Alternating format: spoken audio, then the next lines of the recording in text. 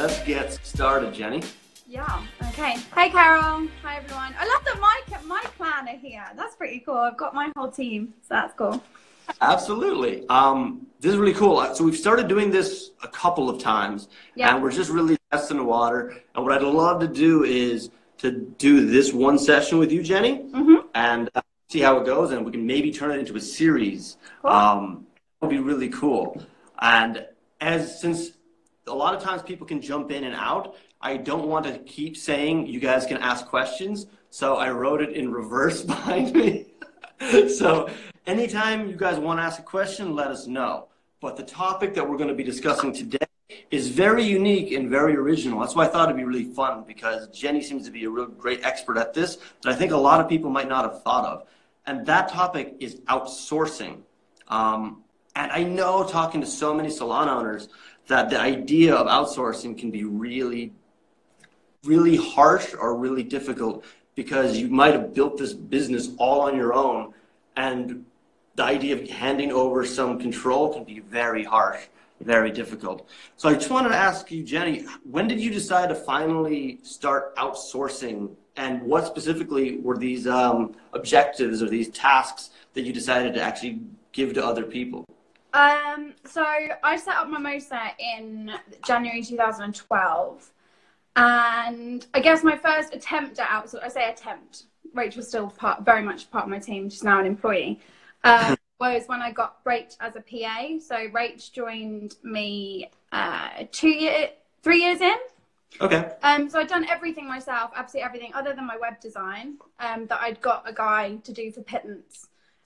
Just through recommendation, and then I got Rach in terms of all of my outsourcing because I took on Phorest. So because I had everything digital, it makes outsourcing a lot easier when it comes to appointments and diaries and all that kind of jazz. But then when I took on, when I took on the team, well, not even on the team. When did it happen? When I was part of a mastermind group. And I was in Paris, and they pulled everyone's website up, and the landline, obviously on my website, which is what every website should have, is how people get in contact with you, and it had my landline number. So I'm there in front of a mastermind group of 30 people, and they said, so what happens if we call your landline? Who answers your phone? And I was like, well, no one. I'm a one-man band. It goes through to answer. And they're like, you do know that people do not leave messages. 82% of people refuse to leave messages when they call a salon or when they call anywhere. And one of the ladies piped up in the room saying, well, why don't you get a call center? So literally 24 hours later, I had a call center answering all my calls. That's so good. So and you're right, because I actually don't leave messages myself. It feels like such an archaic thing. I'd call back later or call somebody else. Yeah, so it's how I am. Yeah, Carol's saying the sound is gone. Whose sound has gone? Yeah, whose sound has gone? I can hear you. Chris can hear me. So yeah, and then it kind of snowballed from there, really. Being severely dyslexic, obviously, for me, copy is a huge thing that I outsource. Okay. Like, massively. Great, everyone else can hear, that's fine. Cool, thanks team, thank you for letting me know. So yeah, I started it kind of as I got busier, because I'm still full-time in therapy. So, and I always have been from day one. And so as I got busier and I was booked 6, 8, 12 weeks ahead, all the other stuff that a business needs to run, I couldn't do. So I outsourced it. Okay. We got a question here. How did you get set up with the call center? Because I have to say, I didn't even know that. That sounds like a great idea. Yeah. Something I'll probably tell Zoe to write about as well. So yeah, I've got loads of stuff for Zoe. Zoe knows that. Zoe knows if she picks my brain, she's got a whole website. The call center. So basically, we use a company called Red Virtual. And basically, the way that we've run it, I don't allow them access to my system. So they don't have access to Phorest, because I do not agree with someone else organizing my diary. That was a timer. The diary is down to my team. It's down to in-house. Other than online booking, I don't let anyone else touch it. Okay. But all they do is you redirect your landline number to them, which is like *21* and then their number. And then all of your landline calls go through to them. It gets redirected. They go through to them. They answer it as you or whatever script you give them. So ours is, we've changed it now. Ours is, you've reached Mimosa's answer phone team. Can we please take your name, number, email address, data caption, and then we will, one of our reception team will call you back. Okay. So we get their name, their email, and their mobile number so that we can then call them back in whatever means is best contactable. So if someone doesn't answer the phone, at least we've got their email to be able to contact them on as well. Yeah, our booking rates from that are 1-to-1. That's such a good idea, seriously. And also, we don't open in the morning.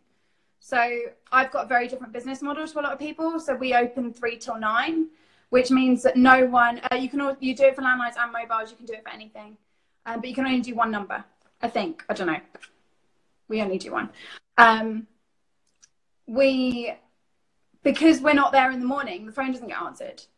So when by having a call center, we're available 24/7, and people don't even know.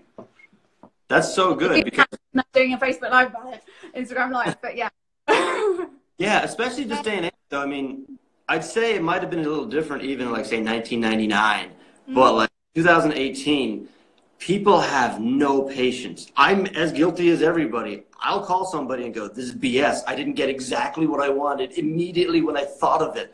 And that can be damaging to any business then. I mean, it's obviously not your fault if you didn't answer the phone. And it's difficult for us to like expect it, but that's just the nature of modern society. We're used to getting things immediately. And like when I was on my own, the building now is very different. Like 142 is a completely different concept. But when I was on my own, I'd get people that would call 6 times. So I'm in the middle of a facial and my phone is ringing 6 times. And then you finally leave, you're like halfway through your facial massage because the phone's making such a racket. Even when it's on the lowest thing, you can still hear it. And then to the phone, you're like, hi, they're like, oh, I've been calling and no one answered. You're like, no, of course I didn't, because I was actually trying to help someone else become beautiful, not just you. Yeah. So that it also sound away. So in this building, especially 142, where it's all soundproof, and the whole concept is eco sanctuary, there's no sound. So by the phone not ringing, there's no sound. So we're quiet. Beautiful. That makes sense. Yeah, I can see that. Like, how frustrating it can be to somebody in your business who's constantly hearing a phone just blaring constantly. Like that could be really frustrating. It's as frustrating as when you take a shower and you forgot to turn off your alarm, so then you're away from your phone and it's just banging for like 5 minutes. Yeah, I can see that. That's a really good. That's a really good idea. It's really off-putting at point of sale. So if someone's paying and you're trying to integrate with that client and you've got eye contact, you've got customer service, and then the phone's ringing, they're like, oh, do you want to answer that? You're like, no, you're the person that's important right now. And they're like, yeah, but that noise is really annoying. Yeah, I totally get it. There's no win for you in this situation. Like, you're going to be annoying somebody, whether it's the person on the phone who didn't get through, or the person in the chair who's just frustrated this phone is ringing. Like, you're not winning either way. No. The cost, I think. Yeah, the cost. Started. It depends how many calls you get. So I think it was about £70 a month. At the beginning, maybe slightly less. I think we now pay 100. I might be wrong. I should really have my team around with laptops and numbers. It might be about £200, but we get that back in bookings that we make. Yeah, that's so true. I think we always notice that with a lot of people we talk to. Sometimes just the idea of a cost, they don't really see the benefit. Like, you make more money. It's just that this cost helps you with this money that you might not have actually gotten without using this resource. Someone just said answer the call and ask them to politely to go on hold. Oh, that makes it that you can. It makes me sound like a doctor's surgery. That's just me. That's my. I'm very opinionated about stuff, so you have to apologise for that. Yeah, I think it's so much nicer for someone to have a phone call that's answered after 3 rings, personally. And it's a customer service. It's one of our levels of customer service that we do in terms of outsourcing. Yeah, I suppose like if you can identify an area that you could be better at, why wouldn't you try to be better at it? I understand that it's like, well, we're only doing as much as we can, but this day and age with outsourcing, there's capability, there's resources there that can help you deliver that level of service that you expect from yourself. So, I mean, it's absolutely fine to ask people to be on hold, but if there's a way that we can actually combat that and fix the problem, why don't we look into it? Yeah. How many calls do we get diverted a day? We probably have around 7 to 25 calls a day. Okay. That all get diverted through. The call center's open from 8:30 to 6:30, and then they leave voicemail messages. But then everyone who's with us kind of knows that we've got a mobile. So we've got the thing about what I've set up with Mimosa is we have so many different ways that you can contact us. If you don't call the landline, you call the mobile. So you go for the follow the steps on booking an appointment. You've got online booking, you've got the app, you've got the mobile, you've got the landline, you've got the email, you've got Facebook, you've got Instagram. Yeah. That's true. Like these days, there's so many different forms of communicating with you. It actually can be difficult to maintain communication across all devices, you know? Yeah. Somebody turns around and says, I Instagram DM'd you and you didn't get back. And you're like, I checked every other form. Every I checked but that one. Email, my 4 different email accounts. Yeah, no. I'm trying to think what else. I outsource everything. So you said earlier that you outsource your copy. Could you, like, by copy, you mean like the writing, like the descriptions of what exactly? The copy, if some listeners don't know that term, copy basically is content writing. So it's whatever kind of content that you need in written form for your business. So I'm really curious about that though. Like what kind of things did you outsource in terms of copy and content for your business? All of my blog posts. Okay. My whole website copy, my email copy, all of my copy. Any word that comes out of is not written by someone else. So I spend 2 to 3 hours a month with my copywriter on Skype, record the whole conversation, and I also send voice memos through the whole thing. So a little bit like how you and I were talking at the summit. And so we come up with a whole content plan for the whole month, or for the next couple of months, and all of the things that I want to talk about, like self-care or nourish and what nourish means to me, and talking about the fact that like Easter, so we were closed over Easter weekend, and that's a really good time for people to start looking at at the rituals and the ebooks. All the ebooks have all been written by a copywriter. Great, and I like that. I was going to ask you that. So they're not taking the idea. They're not creating the idea. No. It's not someone else's content. It's my words, but it's written by somebody else. So that's the joy of, especially for me with being dyslexic. I can send a voice memo for a minute and a half, and that can get turned into a 7-paragraph email. Okay, that's great. And how quick do they deliver? Like, let's say you have that session with them where you talk about a blog article. Like, so you have one blog article, you kind of give them the skeleton or the idea. Like, how long would it take for them to send back a finalized version for you? Rachel, so I've got 2 Rachels. I've got my PA Rachel and then my copywriter Rachel. Rachel's actually in America, which is the advantage of, that's my friend, which is the, hi Alex, which is the advantage sometimes as well of a time difference, and the advantage of virtual. So having everything outsourced means that you can tap everybody all over the world. Everyone just has access to your Google Drive. In terms of timing, probably we come up with the content a month before. Okay. If there's emails that I need done, like some of it we write in-house, but Rachel's got such a beautiful way of turning my words into something so magical that it's like, why not use it costs, like, I'm not gonna lie, my god, like ebooks cost a lot of money if you want someone else to help you write something beautiful. But when you're dyslexic and you can't form the sentences in the correct way when you're actually physically writing them, it's worth every penny. I like it. So you're looking at like adversity, and you're not allowing that to affect you. Like, you're just finding a solution. Sorry, repeat that. I got a battery warning. You've found adversity in your life, but you're not allowing that to like affect you. Like you're finding solutions and you're plowing past it. So like nothing can really like, because why can't you, similar to the call center, like you can ask people to go on hold, but if you can find a new solution to like make people's lives and your life easier or better, why not? So I really like that. That's kind of empowering. It was one of the first things Rach and I, my PA Rachel and I started doing right at the beginning. So when I took her on in 2015, that was when we were applying for some of the awards. So, because I took her on after June. So we were applying for professional beauty and we got through to small salon finalists at that point. I was still on my own.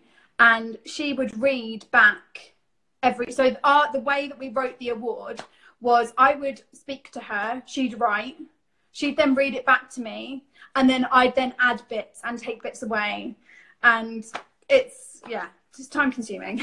But that's how like when you're doing something really kind of massive, like an award application, and it's something that I'm doing it at the moment without a copywriter, and it is killing me. It's you just have to ask for help. And I think that's the biggest thing.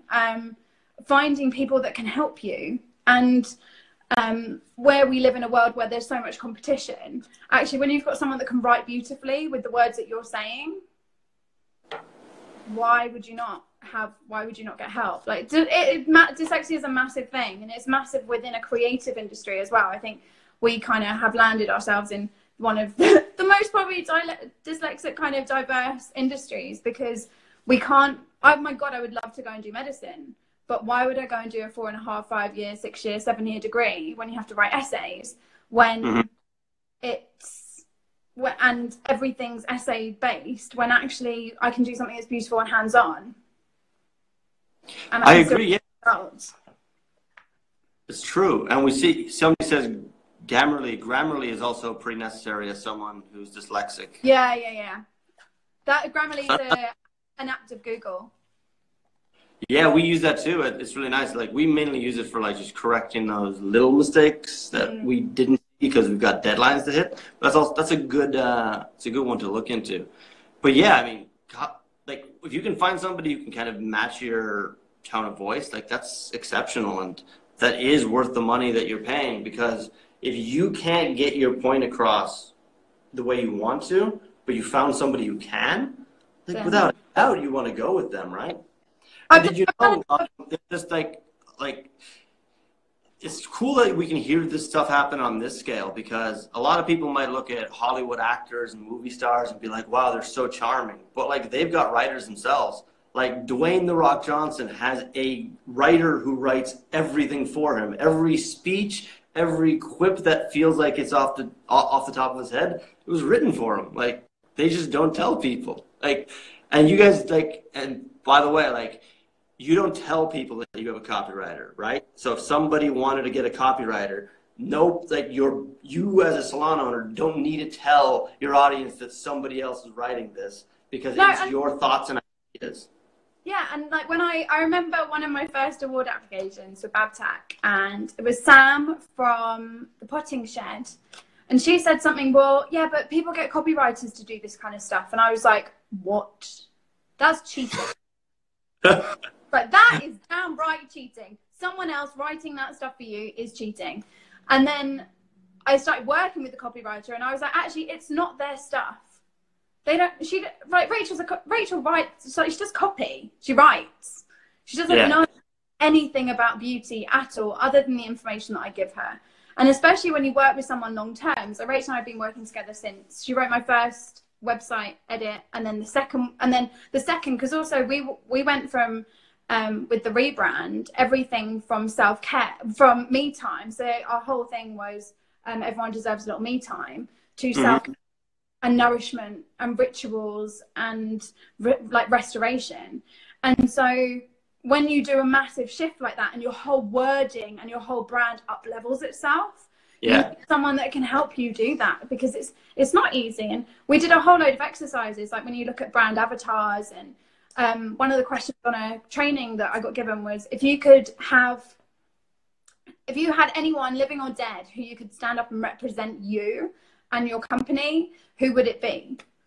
And it was like, oh my God, that's huge. Like, my God, for me personally, it'd be like Emma Watson, like Oprah Winfrey, like Michelle Obama. There are so many people. And then when I thought about the company, I thought, okay, well, all of those people still stand because of their ethics and their beliefs. But actually, someone like Audrey Hepburn, who's stunning, beautiful and simple and clean and elegant. And it was like, okay, so I went to Rach with all this information going, okay, look, the brand avatar is actually Audrey Hepburn.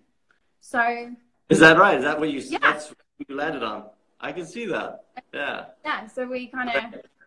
That's a really good tactic as well. We've heard about that ourselves when we were digging into like, who do you want to be seen as, you know? And I think we were talking to another company. This isn't our avatar, but another company were saying that they like to be Hitch, the Will Smith movie Hitch. This charming, helpful, flirtatious character that's always showing the best of himself. And I was like, that's pretty good, because once you start thinking of Audrey Hepburn, you have this character that's so fleshed out and three-dimensional that you're not thinking of an ethereal characteristics or traits. You're speaking as like, yeah, I like that. And we also have a comment from Quipster that says about the dyslexia that there's a font for dyslexic people. Yeah. It's a bit like colors. That stuff doesn't work for me. Yeah, actually, colors. the industry is very, very prevalent with dyslexia, and even Phorest Salon Software have catered for that within the system. It's called kinesthetic design. Yeah. So if people are suffering from dyslexia, and they're looking for software, cheap plug, we can actually help. Yeah, but it does. Like, if you're photographic, so I'm photographic. I've got a massive photographic memory, so I can tell you what my diary is looking like because of the colors that I've got in my diary. So I know if something's moved, and I can tell you what color it was that moved. Yeah. I can tell you the name, but I know that it was a wax because we've got waxing set up as light purple. Alex also asked, how did you find her? How did I find Rach, my copywriter?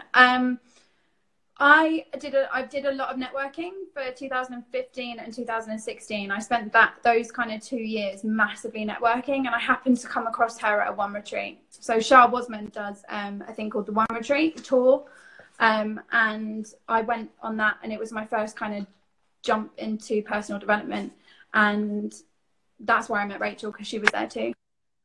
Okay. So it's all about networking. It's a bit like our payroll. So we outsource our payroll. And Liz from AS Robbins is purely just someone I met at networking, and it's building up the relationship. Like, you don't want to just walk into like is it BNI, the other networking stuff, and walk in and they're doing sales pitches, whereas the kind of networking that I go to is normally very female based, but you're in a room of people that actually care about what they do. Yeah, I think so. Like that. That's a really good point too, because I think a lot of times business owners, even like myself, to be honest, you kind of get into your own rhythm and you're comfortable with your own knowledge, so you don't feel the push sometimes to like go out and learn something new. But that's where networking can really come in handy.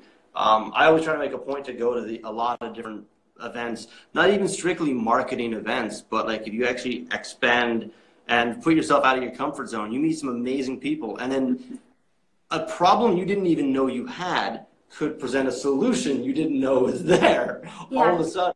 So I love that. So I think what you're saying with outsourcing is also, it's not just find your issue, it's also go and network and explore and meet new people, and then you can actually learn areas of your business or maybe your personal development that you didn't know you needed help with. Yeah, well, you find that every single business, like I'm part of quite a lot of groups, and definitely I'm part of a mastermind, and you find that it doesn't matter what size your business is, what your business is, where you are in your business growth. Everybody has the same shit going on. Like, right. And if they haven't got it right now, they've been there or they're about to go through it. So, yeah.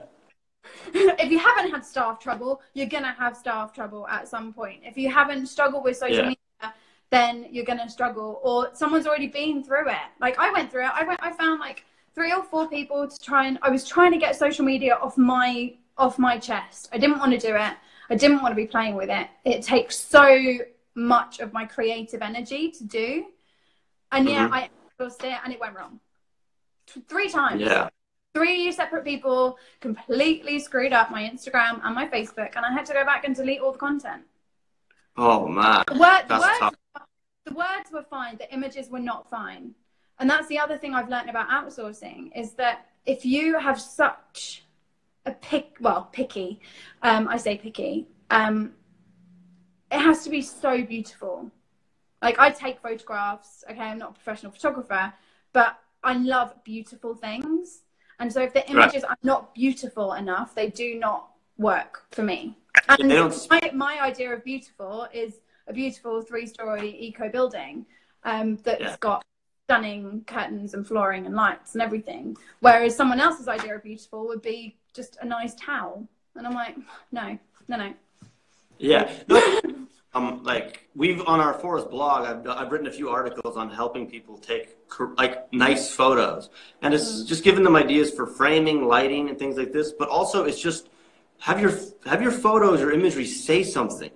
Like, it doesn't really matter what it's saying. It's just like, there's a big difference between just taking a photo of somebody just sitting in a chair. It's like actually taking the time to, like, what are you trying to say with this image? What are you trying to convey? What emotion is contained? And you can do this with a variety of different things, with lighting, with props. Like, you can put something in the background. For example, I wanted people to ask questions today, so I wrote this behind me. You know, the frame is everything. So I totally get what you mean. It's picky. It's also perfectionism, but in the end, it's mainly about what are you trying to say? And a lot of times I see salon Facebook pages and Instagram pages, the photos aren't really saying anything. I kind of feel like it's just a rush job. They just felt like they had to take a photo of something and get it out there.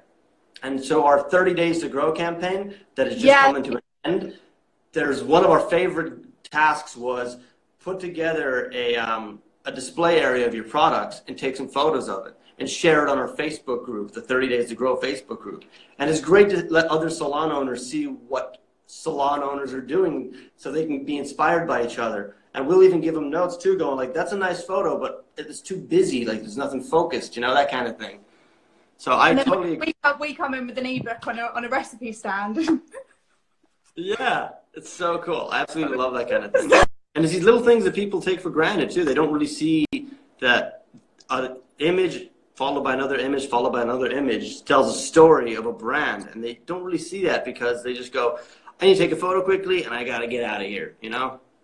So that's true. No. So back to outsourcing. If somebody was, I think we can honestly go double the time that we've allocated on this topic. No. We've covered only a couple of things.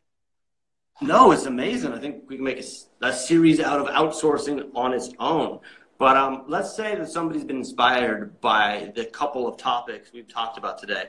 What do you recommend the first steps would be? So they go, okay, I want to do this, but how do I start? Like, usually the tough thing is the first step should be to take. Can you financially afford it? Okay. First step. Can you financially do it? Okay. But I say that with a double edge, because I have so many business owners and like, oh my God, I've got all this on my plate. I'm like, well, why don't you just get a PA? Like, get a virtual assistant that can do like 2 hours a day of answering your emails or just clearing stuff. And they're like, oh no, I can't afford it. It's like, okay, well, what's 2 hours of your time worth? So for me, writing a blog, just in context, writing a blog would take me a whole Sunday. Okay. So I lose a whole day for writing 4 or 5 paragraphs. That, when I used to send out monthly emails, it used to take me 2.5 days to do it, and I would want to throw my laptop at the wall probably about 150 times independently. And actually, I just think, well, how much is my Sunday worth to me? Well, my Sunday is 60, 70 quid of someone else writing 3 blogs and an email for me. Yeah. And it's working it out relatively on where do you see you're going to get the most value. Where we are at the moment, obviously I never used to write blogs because I was on my own. Where I now have a team and we need the social media interaction and we need the content for Google, all that kind of stuff, that's where the importance lies. I personally think a call center is #1 on the list of things that every single person needs to have if you're on your own. There were so many people at the summit. I spoke to so many people at the summit that they're fully booked, three therapists, 3 treatment rooms, no receptionist.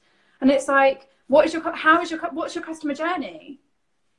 Like, have you looked at your customer journey? Because how do people feel when they don't get a response? You don't have time to call back unless you're blocking out an hour and a half of your time halfway through your day to answer all the answer phone messages that no one's even left. And you've got a call log now. Like, I just think that's number one of customer service. That's why I get so frustrated. It's also the first point, a lot of times it's the first point of contact people have with your business as well. Like, if they're let down at the moment they've said hello, it doesn't really affect you. And I've had that too, like, just to be very blunt, we used to do these Facebook webinars, and I have an automated system for our email that if somebody downloads an ebook, a Facebook ebook, they'll get an email inviting them to the webinar. So we stopped doing the webinars, and there was one page that I had that sent an email inviting them to a webinar that didn't exist anymore. And somebody got back to me saying, well, if this is the level of service I can expect from you, I was like, you're right. I messed up. No, I just went, look, I thought I cleared it all, but there was this one specific email that I didn't find. And I was like, look, you're right. But look at her reaction. She immediately went, if this is how you sent me an email to an out-of-date webinar, like, I don't trust you guys. I was like, I can't argue with you. I was like, it was my mistake.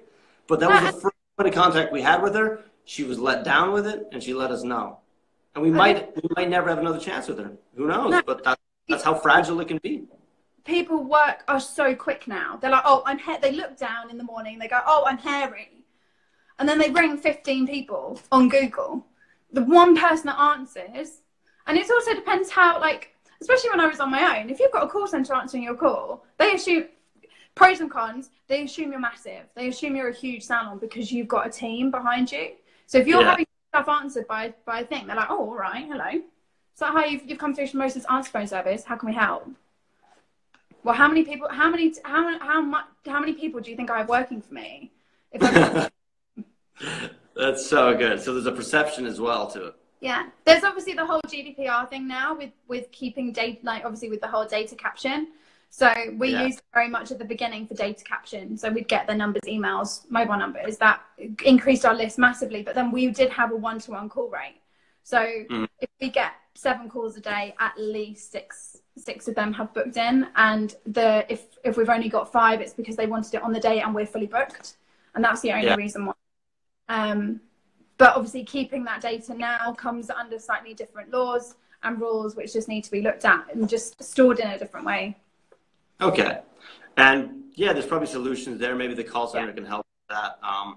There's definitely, like with GDPR, it has to be opted in. So there might be to that. They have consented to giving you the information. They just haven't consented to the marketing. So you can still put them on your database. So you've got their information for when they do come in. But you just don't tick the marketing section. Yeah. Unless that when they come in, you get them to tick a box that says that I intend to be marketing. That's what I mean. Yeah. Yeah, that's awesome. That's been fantastic. I think that's the biggest. It's just looking at look at your customer journey, work it out, map it out. Like ours is bloody massive.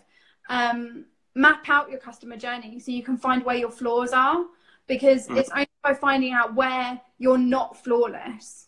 Like for me, it took me standing in a room with an international facilitator, a mastermind, like Ali Brown, who runs one of the top masterminds in the US. And she pulls my website up and rings my landline on speaker in front of 30 people and goes, okay, so who's going to answer your phone? And you get, hi, you've reached Jennie from Mimosa Beauty. If you'd like to leave a name and number after the tone, we'll get back to you as soon as possible. No. And she's like, I earn millions. Think of what you just lost. And you're like, okay. Lucy's like, if you can get a call centre, love, get a call centre. And I was like, what's a call centre? She's like, what do you mean a call centre? She's like, get a call centre. Literally 24 hours later, I rang them while I was in Paris and got it set up, and literally it was done overnight. Wow. I got to say, I never even thought of that myself. And me and Zoe have been for a couple of years now writing 3 blogs a week, always trying to help salons. And I never thought of a call center. It just feels kind of like a dirty word. I know it's not. I get you've totally sold, not just me, but a lot of other people listening. But it's like when you initially hear of it, you're like, does that really apply? But Absolutely, of course. My mom hates it because she's like, I just want to speak to you. And I'm like, well, why don't you call the other numbers that we have? Like, you've Well, got speak to my team, number, Mom. you've got my mobile number, you've got our direct in-salon number, you've got every other number under the sun, and yet you still keep trying to call the landline. Yeah. Especially if people get lost and they call the landline and they go through to a call center and we don't pick it up instantly because our screen hasn't refreshed. But they're technicals, they're technicalities, and you just apologize for them. It's the biggest thing. If something doesn't work, you apologize for it. Biggest lesson. Yeah. See what happens, try to fix it, you know? That's all you can do. And move on as well. Like that I think is a big thing too. Like, you can't really dwell on the mistakes. You just got to learn from it and move on. So you turned around and said, I'm dyslexic, I can't write. Doesn't mean you shouldn't have a blog. You just need to find a new way to have a blog. Well, and that's the thing. When you go on all of these days, and I did spend 2 years doing, literally, I went to every event I could possibly find, every business event, marketing, you name it, outsourcing, everything. And listening to everybody, and they're like, oh, you need to do like 2 blogs a week, and you need to be sending 3 emails a month, and all this kind of stuff, and doing 5 posts a day on Facebook and 3 posts a day on Instagram. They have to be at this particular time. And it was like, you get so overwhelmed with it that you then have to stop and go, okay, what is actually going to work for me? What do my people need? What do my clients need? What are they asking for? What do they want? Yeah. And it's like, well, they don't need to hear from me all the time. I'm not selling that. I'm selling me. I'm selling my space. I'm selling my time. Mm-hmm. So you then take that ownership back on, well, what do you need? Well, how about we just do a blog post about nurturing or gratitude or nourishment or, and it's that easy. Like doing the ebook is all about kind of breathing, water, gratitude, body nourishment, respect, time, all of those kind of things. And it's so simple. And yeah. Zoe showed me some of your ebooks that were printed out. Like, they look absolutely stunning. Like, I was looking, I go, that's Jennie's ebooks? So, like, they look amazing. How do you find these ebooks? I don't have time to run. Have I got time? Have I got 20 seconds? Yeah, of course.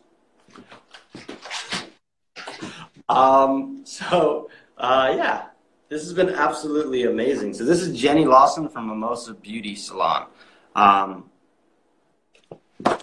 So here we go. Yeah, absolutely. These are fantastic looking. Like, Zoe's in Canada. I'm in Berlin, and I she showed this.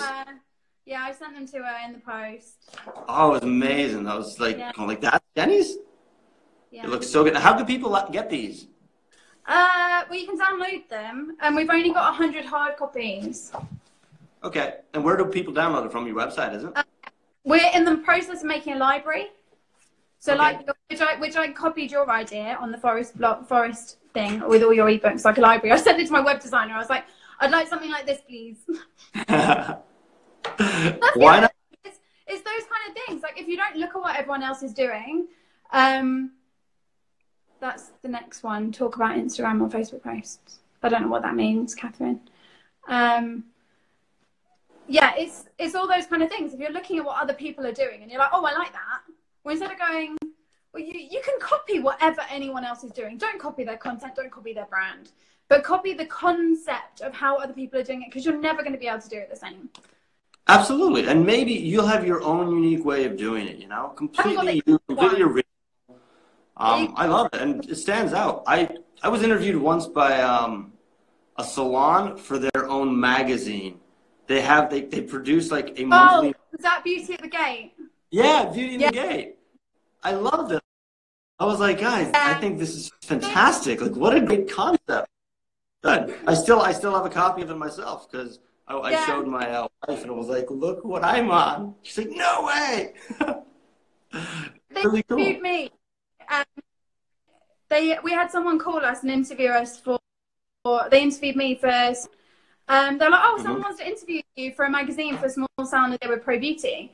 And I was like, oh, okay, cool. And then Beauty at the Gate sent me a copy of their magazine, and it was like, oh, all right then. Well, we're blatantly not going to win that award, are we? It was amazing, because it just showed kind of what everyone else is doing. It Yeah, it was so funny at the awards night because everyone was like, "Oh, we knew it." Everyone in our category was like, "Well, we're not going to win, are we? Because you guys have a like monthly magazine." Yeah, that's so good. Yeah, just done it differently. Yeah, so I think that's good. I think we're going to wrap it up now. But this topic we'll do it about Facebook. Yeah, absolutely. As I said in the beginning, this is definitely experimental and we're trialing it, but I think by this reaction, I think we've got something here and we can turn this into a series where we just pick topics, or even what I love is you guys pick the topics and myself and Jenny can just have a 45-minute discussion on it. Pick up brain. The cool thing is too, this is going to be on our Instagram story for the next 24 hours. So you can catch it there. And I've also, using technology, figured out how to actually export this and put it on the Phorest YouTube page. So it can be permanent as well. So we gotta be tricky. But absolutely, I love this. This has been so fantastic. Thank you so much, Jenny.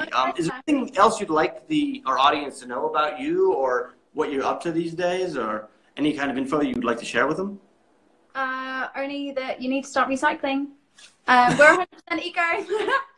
So the salon that I have created here at Mimosa 142 is 100% eco. So my whole building's been designed eco.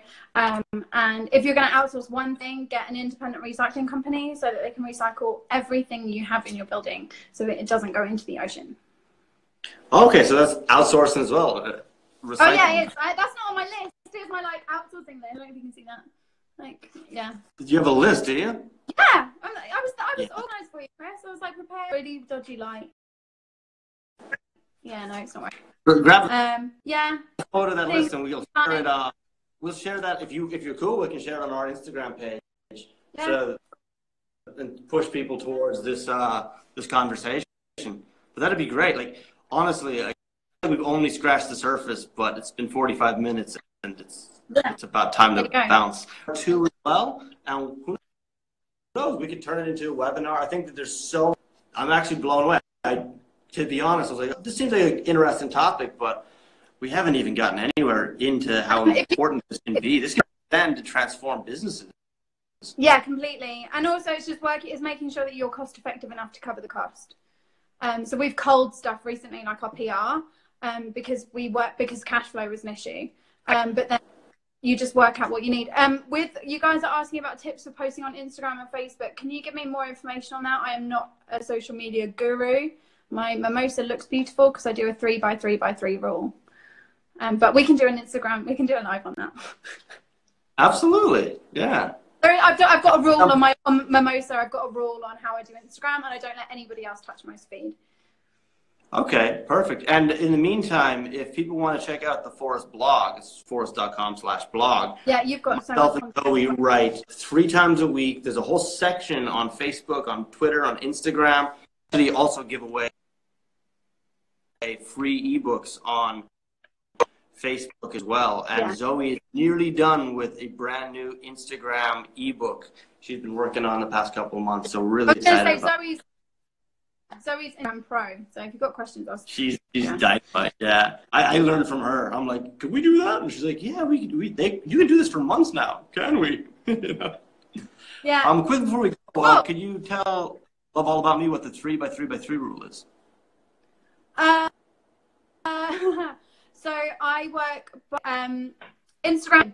So it's in a grid, like of 3 lines. So I do reviews. I do 3 reviews, then I do 3 lines of 3 images, and then I do a review again. So I do a review line. So if you check out Mimosa Beauty Salon, then you'll see what I mean. So you do 3 related posts individually. So if you look at the main page, they connect and they work. I haven't done what you guys do, where you link the images together. I have 3 separate images. They don't necessarily always. I do try. It depends. Oh, Alex, shush. It depends what your... It depends. It can get really frustrating when you come up with 2 really, really good ideas on kind of like great content, and then you're like, oh my God, I need one more picture. But that's, it can be quite challenging, but it also and also I find it quite difficult because when I'm in flow, so I do like 6 images all in one go and just flood people's Instagram. But it's got its own algorithms for stuff like that, so it's fine. Yeah, perfect. Yeah. Yeah, so thank you so much. This has been amazing. And we'll organize another date and Cool. we'll let people know because we're definitely going to do this again. So Yeah. Jennie, thank you so much. This has been Pleasure. amazing. See you And later. have a good